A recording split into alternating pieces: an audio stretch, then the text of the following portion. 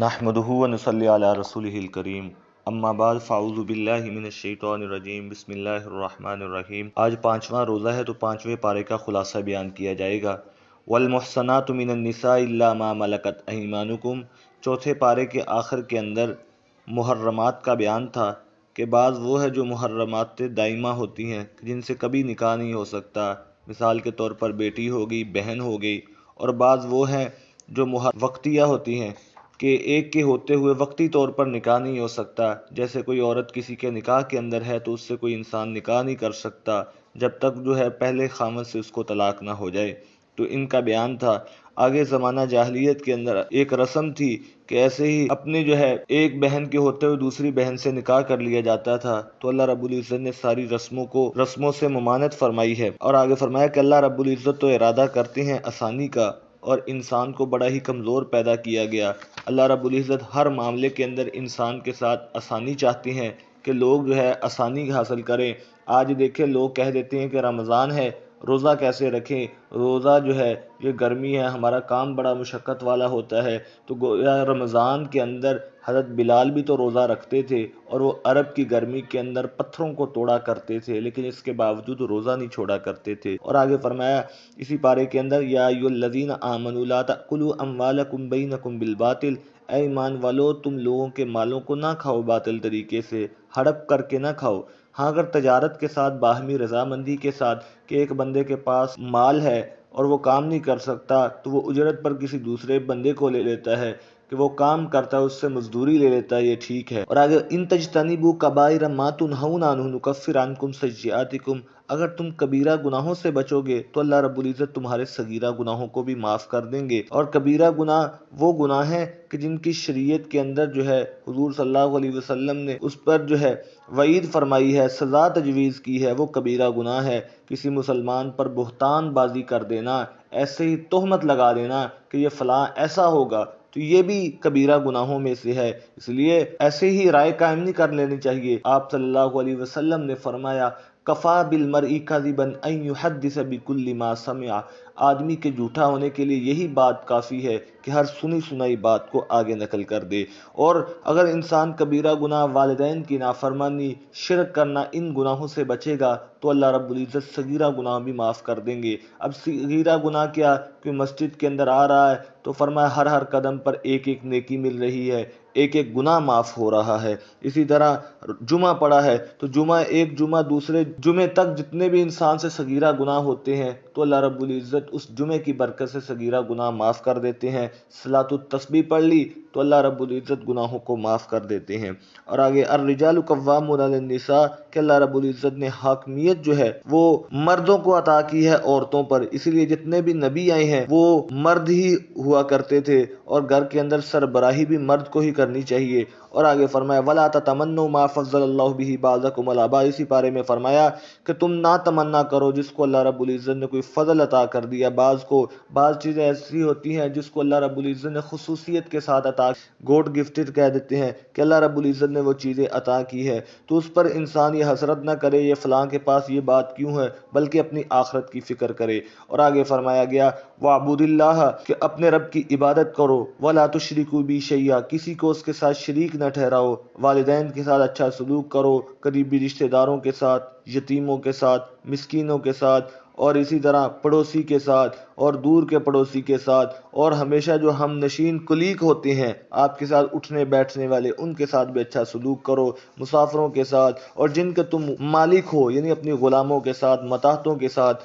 آج کل کیا ہوتا ہے کہ سارا غصہ وہ اپنے ملازموں پر نکالا جاتا ہے۔ کوئی بھی انسان کو غصہ کسی اور کا ہوتا ہے، جو اپنے متاحت ہوتے ہیں ان پر غصہ اتار دیا جاتا ہے۔ اور آگے اسی پارے کے اندر فرمایا الذین یبخلون ویأمرون الناس، بعض لوگ خود بھی بخل کرتے ہیں، دوسروں کو بھی بخل کا حکم دیتے ہیں۔ تو بخل حضور صلی اللہ علیہ وسلم نے فرمایا کہ روزانہ جب انسان صبح کرتا ہے 2 فرشتے اترتے ہیں اور ایک اعلان کرتا ہے اے اللہ جو تیرے راستے میں خرچ کرے تو ان کے مال کو زیادہ کر دے، اور دوسرا کہتا ہے اے اللہ جو بخل کرے، روک کے رکھے، تو بھی اس کو عطا نہ کر، تو بھی اس کے لیے روک کے رکھ، اور دوسروں کو بھی بخل۔ آپ صلی اللہ علیہ وسلم نے فرمایا سخی آدمی اللہ کے بھی قریب ہوتا ہے، لوگوں کے بھی قریب ہوتا ہے، جنت کے بھی قریب ہوتا ہے اور جہنم سے دور ہوتا ہے، اور بخیل آدمی اللہ سے بھی دور، لوگوں سے بھی دور، جنت سے بھی دور اور جہنم سے قریب ہوتا ہے۔ تو اس لیے انسان کو چاہیے کہ وہ بخل نہ کرے بلکہ کیا کرے کہ اللہ نے اس کو جو مال دیا ہے یہ اللہ کے راستے کے اندر خرچ کیا کرے۔ اور آگے فرمایا کہ جو لوگ جو ہے اپنے مال خرچ تو کرتے ہیں لیکن لوگوں کو دکھانے کے لیے، تو ان پر بھی کوئی اجر نہیں ملے گا کہ وہ کرتے ہی دکھاوے کے لیے ہے۔ اور آگے اسی پارے میں فرمایا گیا اے ایمان والو تم نماز، اور وہ لوگ جو ایمان لائے اور نیک اعمال کرتے رہے اور ان کو ایسے باغات میں داخل کریں گے جن کے نیچے نہریں جاری ہوں گی اور وہ اس میں ہمیشہ ہمیشہ کے لیے رہیں گے، اور ان کے لیے اس میں پاکیزہ بیویاں ہوں گی اور ہمیشہ کے سائے کے اندر ہم ان کو داخل کریں گے۔ اور ہم نے جتنے بھی رسول بھیجے دنیا کے اندر وہ اس لیے تاکہ ان کی اطاعت کی جائے اللہ کے حکم سے، یعنی ان کی اطاعت کی جائے، رسولوں کی اطاعت کی جائے۔ اور آگے والا فلا وربک لا یؤمنون، یہ آیت اس موقع پر نازل ہوئی کہ جب ایک منافق کا اور ایک یہودی کا جھگڑا ہو گیا تو وہ فیصلے کے لیے اللہ کے نبی کے پاس آئے، یا رسول اللہ ہمارے درمیان فیصلہ کر دیجئے۔ منافق جو ہے وہ بظاہر کلمہ پڑھتے لیکن اندر سے جو ہے وہ اسلام کے دشمن ہوتے۔ سب سے زیادہ منافقوں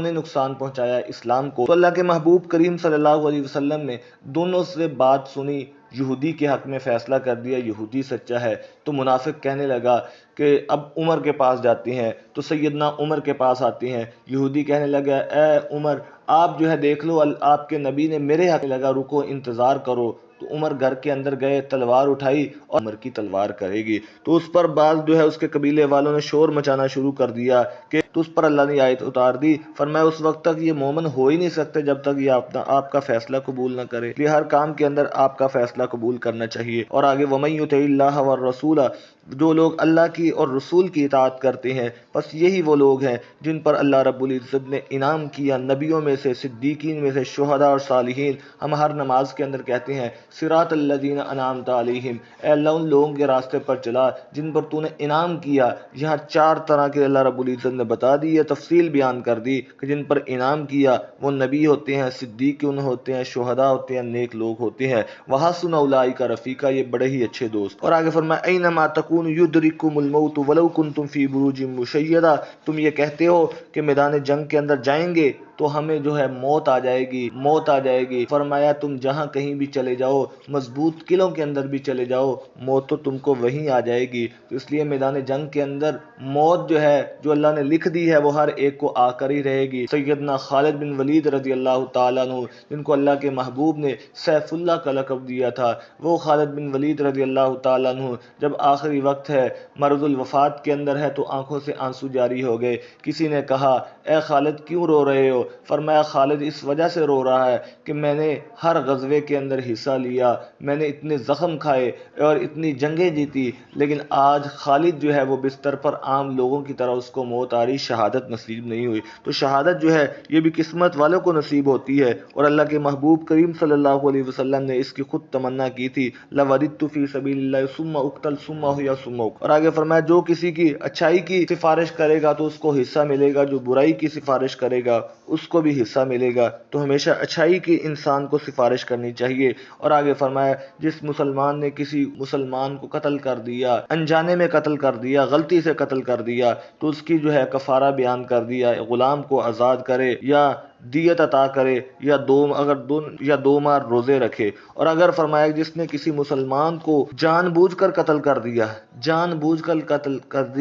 پھر اس کا بدلہ کیا ہے، فجزاؤہ جہنم، تو اس کا بدلہ کیا، وہ جہنم میں جائے گا، بدلہ جہنم ہے، خالدن فیہا، اس میں ہمیشہ رہے گا، وغضب اللہ علیہ، اللہ کا غصہ بھی اس پر ہوگا، ولعنہ، اللہ کی لعنت بھی ہوگی، وأعد لہ عذابا عظیما، اللہ نے ایسے بندے کے لیے پھر دردناک عذاب بھی تیار کر رکھا ہے۔ اور آگے فرمایا کہ جب اللہ کے فرشتے جو ہے جن لوگوں نے اپنے اوپر ظلم کیا ہوتا ہے تو ان سے پوچھتے تم کیسے تھے، تو وہ کہتے ہم بڑے زمین کے اندر کمزور تھے، تو فرشتے کہتے تھے کہ تم نے اللہ کی زمین کو وسیع نہیں پایا، تم ہجرت کر جاتے۔ لہذا ایمان کو بچا کر لے کے جانا، اگر انسان کسی ایسے علاقے میں رہتا ہو کہ وہاں جو ہے دین پر عمل کرنا مشکل ہے، نماز پڑھنا جو ہے مشکل ہے، تو اس کو چاہیے وہ ہجرت کر جائے تاکہ اپنا ایمان بچا کر لے جائے۔ اور آگے فرمایا جب تم زمین کے اندر سفر کرو، کوئی حرج نہیں نماز کے اندر قصر کرو۔ جو ہر ایک کو پتہ ہے کہ جو نمازوں کے اندر قصر ہوتی ہے، جو انسان اتنا سفر طے کر لیتا ہے اس کی پھر نماز قصر کی جائے، 4 رکعت والی نماز کے اندر 2 رکعتیں پڑھی جائیں اور 3 رکعتیں یا 2 رکعتیں وہ مکمل ہی پڑھی جائیں گی۔ اور اسی طرح سنت و نوافل جو ہے، اگر انسان سفر جاری ہے پھر آگے سفر کر رہا ہے تو اس کو چاہیے کہ وہ نہ پڑھے۔ اگر جو ہے وہ اس کے پاس وقت ہے، فرصت ہے، تو اس کو چاہیے کہ وہ سنت اور نوافل پڑھ لے، لیکن وہ فرض کے اندر جو ہے وہ قصر کرے۔ اور آگے صلاۃ الخوف کی نماز کسی حال کے اندر بھی معاف نہیں ہے۔ کیا میدان جنگ کے اندر جس کو صلاۃ الخوف کہا جاتا ہے، صحابہ کی یہ تمنا تھی کہ آپ کے پیچھے نماز پڑھیں، تو اس کا ایک خاص طریقہ بیان کر دیا کہ حضور نے 2 رکعتیں ایک گروہ کو پڑھائی، وہ پھر چلا گیا، دوسرا گروہ آ کر پھر ان کو 2 رکعتیں پڑھائی، پھر ہر ایک نے اپنی اپنی جو ہے وہ نماز پوری کر لی۔ اور آگے فرمایا کہ تم جو ہے بزدل نہ ہو جاؤ، اور بے شک ہم نے یہ کتاب نازل کی ہے تاکہ آپ اس کے ذریعے جو ہے لوگوں کے درمیان حق کے ساتھ فیصلہ کریں، اور اللہ رب العزت شرک کو معاف نہیں کریں گے، اس کے علاوہ جس گناہ کو چاہیں گے معاف کر دیں گے، لیکن شرک کی معافی اللہ رب العزت جب تک انسان پکی سچی اس سے توبہ نہیں کر لیتا